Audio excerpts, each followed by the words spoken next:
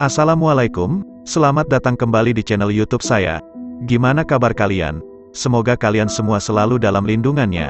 Pada kesempatan kali ini, saya mau melanjutkan cerita horor kemarin, yang ditulis oleh Ed Dioseta, dan ini part yang keempat yaitu, Tabuh Waturingin. Sebelum lanjut ke ceritanya, saya ingatkan sekali lagi ya teman-teman, bagi kalian yang baru mampir, atau baru gabung ke channel ini, yang belum subscribe, ayo subscribe sekarang, agar kalian tidak ketinggalan cerita horor selanjutnya. Penasaran dengan ceritanya? Inilah ceritanya. Kalian tahu musik gamelan? Sebuah musik dengan alunan nada yang mampu membuat pendengarnya merasa nyaman. Namun bagaimana kalau ada musik gamelan yang membawa kutukan? Cerita ini adalah kiriman dari teman lama saya yang bernama Cahyo. Desa Windualit, sebuah desa di pedalaman kaki Gunung Merapi yang menyimpan banyak misteri. Sekilas desa ini hanya terlihat seperti desa biasa seperti desa pada umumnya. Namun siapa sangka, saat ini terdapat kutukan yang menyerang desa itu. Ketika malam purnama tiba, seluruh warga sudah mengurung diri di rumah masing-masing, membaca doa dan menutup telinga berharap saat itu bukan giliran mereka. Setelah matahari terbenam, sayup-sayup terdengar suara gamelan dari dalam hutan yang disebut Alas Mayit. Satu dari antara warga desa akan menarik kesetanan tanpa henti, memaksa tubuhnya untuk memutar seluruh sendi-sendi tubuhnya hingga patah, dan berlari menuju hutan. Keesokan harinya, jasad orang itu akan muncul di mulut hutan dalam kondisi yang tidak utuh. Seluruh daya upaya sudah dilakukan, namun setiap tindakan malah menimbulkan korban yang semakin banyak. Kutukan ini bernama Gending Alas Mayit. Gila, ini cerita kiriman dari Cahyo, sangat mengerikan. Kalau mengetahui kisah ini benar-benar terjadi, buat para pendengar, saat ini Cahyo, Pale dan teman-temannya sedang membantu untuk menghentikan kutukan Gending Alas Mayit ini. Yang saya kenal, mereka adalah orang-orang hebat, dan selalu membantu siapa saja yang membutuhkan, termasuk saya yang sempat ditolong oleh mereka. Apabila mereka sampai membutuhkan bantuan, tandanya ini adalah sesuatu yang gawat. Jadi apabila ada yang mengetahui petunjuk mengenai Gending Alas Mayit, silahkan hubungi saya di hotline telepon atau di media sosial. Oh iya, satu lagi yang penting, mereka mencari petunjuk mengenai Tabuh Waturingin. Untuk malam ini sekian dari saya, Radio Tengah Malam undur diri. Oke, close, ucap Dika dari luar ruangan. Aku membuka headsetku, menarik nafas sebentar dan segera keluar ruangan. Gua bikin kopi dulu ya Dik, kalau ada telepon masuk tolong terima dulu, ucapku. Beres, nyantai dulu sana, jawab Dika. Aku pergi ke dapur, mengambil gelas dan menyeduh kopi hangat. Sekilas kejadian di pabrik gula terlintas kembali di pikiranku. Seandainya tidak ada Cahyo dan Pale, entah bagaimana nasib kami saat ini. Sebuah aroma kopi sangat mampu menghilangkan lelahku seharian ini. Mungkin sudah belasan tahun semenjak aku bertemu mereka. Saat itu Cahyo hanya bocah SMP yang masih sering bermain dengan monyetnya. Aku penasaran, seperti apa dia sekarang? Gimana Dik? Ada yang nelpon? Tanyaku sambil menghampiri Dika. Ada, tapi rata-rata gak serius. Nawarin jasalah, minta alamat desalah, jawab Dika. Ya sudah, kita juga udah tahu bakal begini. Yang penting usaha dulu aja, lanjutku. Suara langkah kaki terburu-buru terdengar menuju tempat ini, yang berujung pada pintu ruangan yang dibuka dengan buru-buru. Ardian, woi, teriak seseorang. Tidak, ada dua orang lagi menyusul lagi dari belakang. Itu Didi, Ranto, dan Nizar. Kalian, ngapain kalian kesini? Buru-buru lagi. Dikejar debt collector lu? Tanyaku. Enggak lah, gua denger siaran lu tadi. Itu bener cerita dari Cahyo. Gua langsung gas kesini waktu tahu dia yang minta tolong. Tanya Nizar. Iya, Cahyo yang dulu dipanggil Panjul, jawabku. Pokoknya kita harus bantuin dia. Kita utang nyawa sama dia, lanjut Didi. Dika terlihat sedang menerima telepon. Kali ini cukup panjang, semoga saja ada informasi mengenai kutukan itu. Gua bikin kopi dulu ya, ucap Didi sambil menuju ke dapur. Oke, sekalian bikinin juga nih buat dua kurcaci, jawabku. Beres, kami santai sejenak. Terlihat Nizar dan Ranto sibuk dengan HP-nya. Sepertinya mereka juga mencari informasi melalui internet dan media sosial. Kalau info yang gua dapat, Tabuh itu berarti pemukul gamelan ya? Tanya Nizar. Bisa jadi, kalau benar berarti emang berhubungan sama suara gamelan itu, tapi pasti ada yang membuat Tabuh itu jadi spesial, jawabku. Waturingin, itu bisa jadi nama tempat, ucap Ranto. Kami berdiskusi cukup lama namun tak ada gunanya, semua yang keluar dari mulut kami hanya dugaan saja. Ardian, Ini tadi ada yang nelpon lagi. Kali ini kayaknya beneran. Ucap Dika menghampiriku. Ada info apa Dik? Tanyaku. Sebenarnya gak detail. Yang nelpon seorang perempuan ngaku namanya Ismi. Dia cuman bilang, kalau mau tahu tentang tabuh Waturingin dan gending alas mayit bisa datang ke desaku di selatan Pulau Jawa. Cerita Dika. Ya, kalau cuma begitu bisa jadi orang iseng yang mau ngerjain kita, ucap Ranto dengan pesimis. Tapi, terakhir dia ngomong, salam juga buat cowok yang sering ngikutin Ardian. Nandar. Lanjut Dika. Aku melihat Dika dengan serius. Terlihat kedua temanku lainnya menatap curiga kepadaku. Gimana dia bisa tahu hantu Nandar masih ngikutin gua? Tanyaku pada Dika. Gua gak tahu Dik. Bisa jadi dia emang tahu tentang hal gaib, makanya gua sampein ke lu. Ucap Dika, sambil menyerahkan kertas tertulis alamat desa di selatan Pulau Jawa. Ardian, setannya Nandar masih ngikutin elu, ucap Nizar sambil berbisik. Iya, tapi ya udahlah, gak ganggu ini, ucapku. Suasana berubah menjadi hening. Kami sibuk dengan HP masing-masing. Sampai terdengar suara jendela yang dihantam dengan keras. Kami berlari menghampiri jendela, tidak ada satupun hal yang aneh.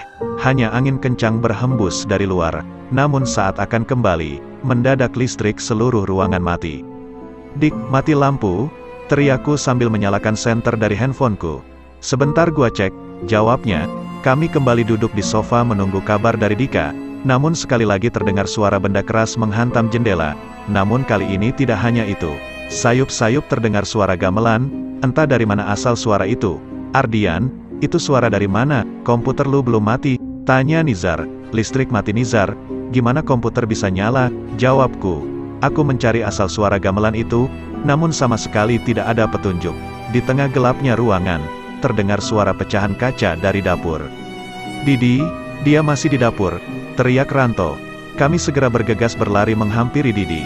Namun suara gamelan terdengar semakin keras ketika kami mendekat ke sana. Ada apa Di? Aku menyapa Didi yang terlihat membelakangi pintu dapur. Gelapnya ruangan membuat suasana semakin mencekam. Didi menoleh, kami menyorotnya dengan cahaya lampu dari handphone. Namun yang terlihat sungguh mengerikan, sebuah gelas kaca pecah tergenggam di tangannya. Ia mengangkat dan memasukkan ke dalam mulutnya yang sudah bercucuran darah. Mata Didi melotot dengan tajam, memandang kami sambil melumat pecahan kaca itu. Di, jangan Di, stop Di, ucap Nizar yang segera menghentikan tangan Didi. Aku dan Ranto menyusul Nizar, menarik Didi dan menahannya di lantai. Namun tenaganya terlalu keras, Didi berdiri membelakangi tembok sambil tetap menggenggam pecahan kaca di tangannya. Kalian tidak usah ikut campur, Didi berbicara dengan suara yang mengerikan. Suara gamelan terdengar semakin kencang. Ini peringatan, gending alas mayit juga akan menghampiri kalian jika kalian ikut campur, ucap makhluk itu lagi. Setan itu tertawa dengan keras. Nizar dan Ranto terlihat ketakutan di ruangan yang hanya diterangi oleh cahaya kecil. Ardian, gimana nih? Kalau gini terus Didi bisa celaka, ucap Nizar. Aku berpikir sejenak, teringat korek api pemberian Pale masih tersimpan di tasku. Ranto, Nizar, tahan Didi sebisa kalian, perintahku pada mereka. Aku segera berlari ke ruangan rekaman, mencari tasku dan segera membawa kembali ke ruangan dapur. Terlihat Ranto dan Nizar kewalahan menahan Didi. Sebuah korek api dengan ukiran kuno ku keluarkan dari tas. Pemantiknya cukup keras namun aku tetap berhasil menyalakannya. Nizar, mundur, ucapku pada Nizar yang masih menahan Didi. Terlihat dari sudut-sudut ruangan makhluk halus bermunculan. Begitu juga Nandar yang ada di belakangku. Singkirkan, singkirkan benda itu, ucap Didi meringkuk di ujung ruangan. Makhluk itu terganggu dengan cahaya dari api ini. Perlahan terlihat sosok makhluk bertubuh serba hitam mengenakan pakaian sinden keluar dari tubuh Didi. Ini peringatan, atau kalian juga akan mati, ucap makhluk itu pergi menjauh dari ruang yang diselimuti cahaya korek ini. Suasana mulai tenang disusul dengan listrik yang mulai menyala. Kami membopong Didi dan membawanya ke ruang tamu. Dik, tolong P3K, ucapku pada Dika. Itu Didi kenapa? Tanya Dika sambil menyerahkan kotak obat. Kesurupan. Kayaknya urusan yang kita lakuin ini benar-benar bahaya, jawabku. Tapi kenapa Didi yang langganan kesurupan ya? Tanya Dika dengan polos. Kami menoleh ke arah secara serentak seolah setuju dengan ucapannya Dika. Iya Di, kok, lu melulu yang kesurupan? Kenapa sih lu? Tanyaku. Aduh, mana gua tahu. Besok-besok gantian lu pada aja, gua ikhlas, jawabnya dengan wajah yang menahan sakit. Di ogah. Amit-amit, jawab Ranto sambil mengikatkan perban di tangan Dika. Besok gua mau coba nyamperin lokasi yang dikasih Dika tadi. Siapa tahu bisa ada petunjuk, ucapku. Gua ikut. Pokoknya gua bantu sampai selesai, ucap Nizar. Iya kita semua ikut, sambung Didi juga. Lu udah babak belur kayak gini, mendingan standby aja di sini sama Dika. Biar gua, Nizar, sama Ranto yang kesana, ucapku melarang niat Didi. Esok harinya kami berkumpul kembali di studio. Dika dan Didi bertugas memantau informasi dari telepon dan medsos, dan sisanya berangkat menuju suatu desa di selatan Pulau Jawa. Perjalanan menuju tempat tersebut tidak terlalu lama. Hanya saja saat mendekati lokasi medan semakin berat. Jalanan tidak ditutup dengan aspal sepenuhnya. Sepanjang jalan dihiasi dengan hutan-hutan jati yang tersusun rapi. Ini bro lokasinya, ucap Nizar kepadaku. Yakin? Udah bener sesuai di peta? Aku memastikan sekali lagi. Bener, tinggal lu cari perempuan yang telepon kemarin. Siapa namanya?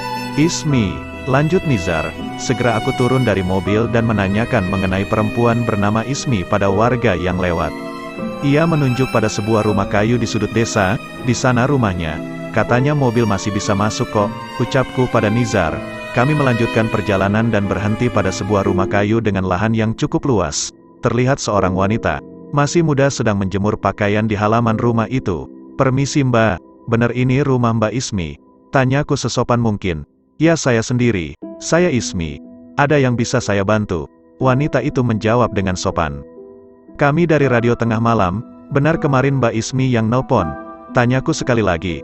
Oh Mas Ardian ya, masuk dulu mas, maaf rumahnya berantakan, ucap Ismi dengan mempersilahkan kami masuk. Sebuah rumah tua, namun tidak kumuh, rumah yang terawat dengan baik. Hawa sejuk tetap terasa walau di tengah panasnya udara siang hari. Secangkir teh hangat disajikan kepada kami. Tak terlihat orang lain selain Ismi di rumah ini. Mbak Ismi, terima kasih kami udah disambut. Maaf saya agak lancang, tapi mungkin Mbak Ismi bisa menceritakan yang Mbak Ismi tahu mengenai gending alas mayit maupun tabuh watu ringin. Nizar mencoba membuka perbincangan. Masnya istirahat dulu saja, diminum tehnya. Yang cerita nanti bukan saya, tunggu sebentar ya, ucap Ismi dengan sopan dan meninggalkan kami.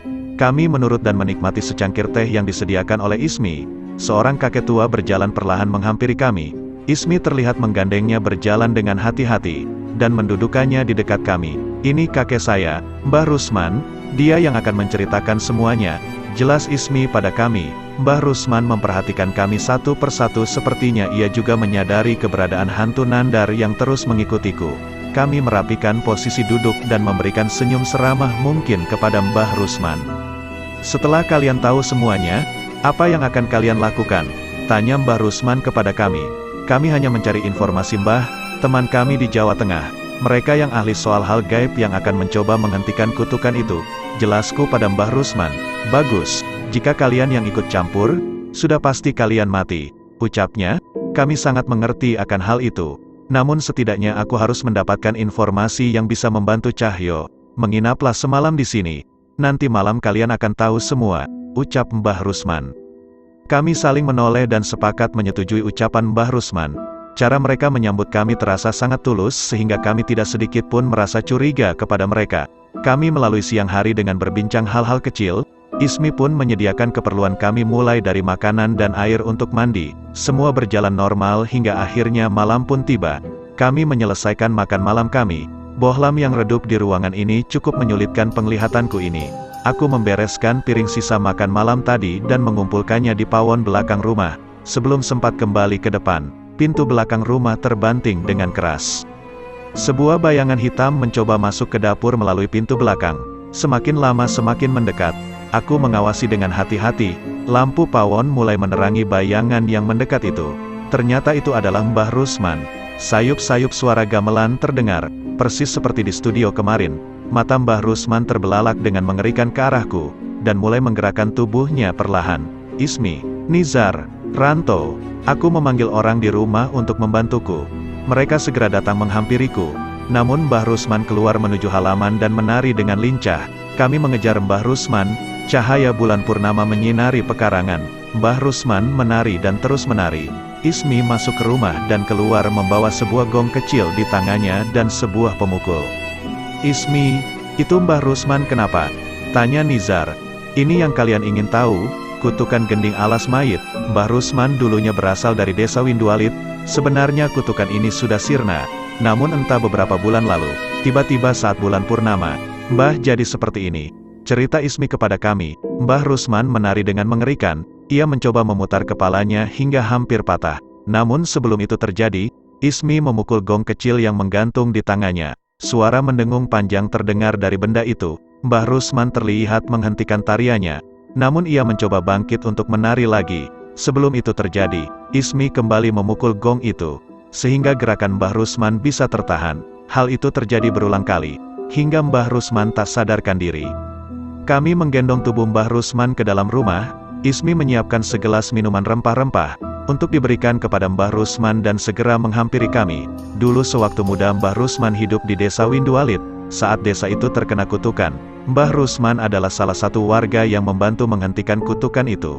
Tapi karena tidak ingin mengambil resiko, Mbah Rusman memilih untuk meninggalkan desa. Cerita Ismi terlalu mengerikan, sesuatu yang dihadapi oleh Cahyo dan Pale kali ini benar-benar mengerikan.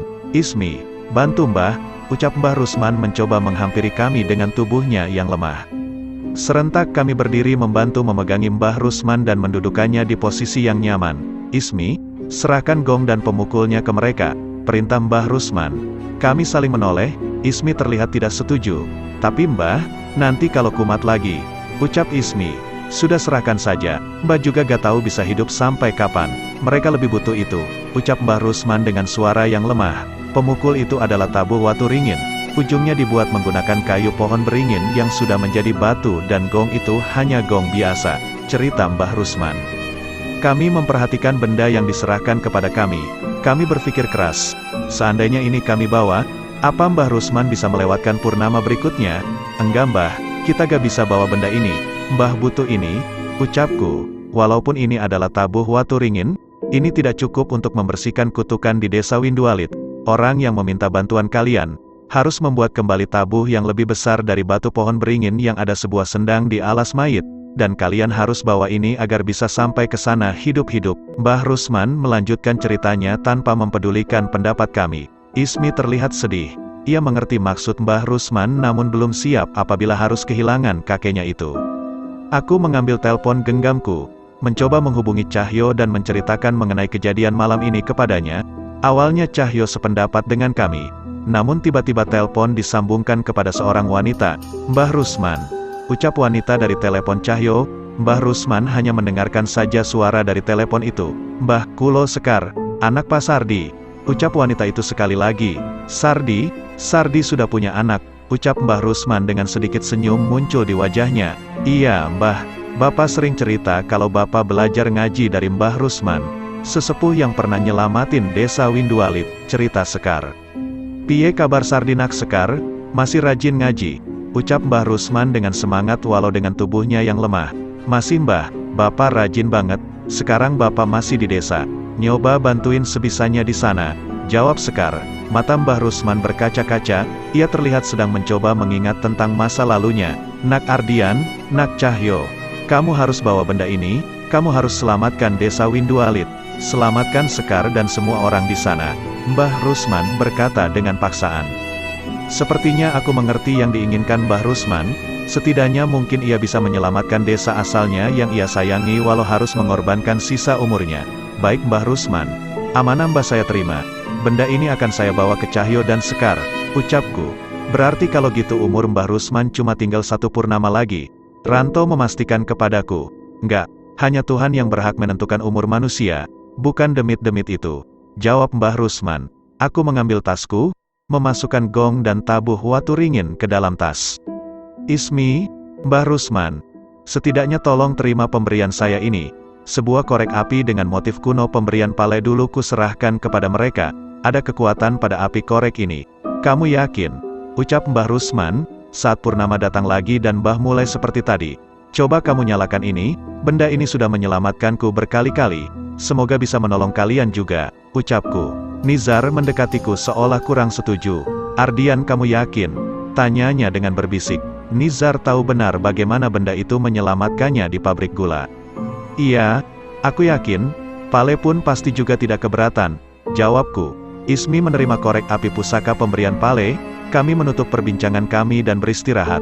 Paginya kami izin pamit ke Mbah Rusman dan Ismi, Kami berjanji suatu saat akan mampir kembali kemari, setidaknya sebelum purnama berikutnya. Namun sebelumnya kami harus mengantarkan benda ini ke Cahyo dan Pale, semoga saja ini bisa benar-benar berguna untuk mereka. Oke teman-teman, gimana tuh? Tadi ceritanya? Tulis di kolom komentar bawah. Bagi kalian yang punya pengalaman atau cerita horor, boleh kirimkan ke email atau WhatsApp yang ada di deskripsi YouTube saya. Sebelum berpamitan, jangan lupa ya subscribe channel ini, agar kalian tidak ketinggalan cerita horor selanjutnya.